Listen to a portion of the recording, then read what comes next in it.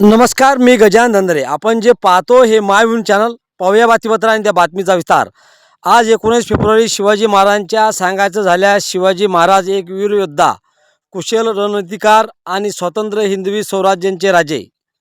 त्यांचा जन्म 19 फेब्रुवारी 1630 रोजी शिवनेरी किल्ला अर्थातच पुणे येथून महाराष्ट्रामध्ये झाला होता. त्यांचे वडील शहाजी भोसले आणि मातोश्री जिजाबाई होत्या.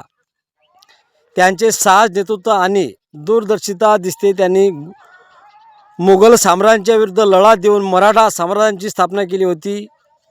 त्यांचे प्रशासन अत्यंत संघटित, न्यायपूर्ण होते, हे आपल्याला माहितीच आहे.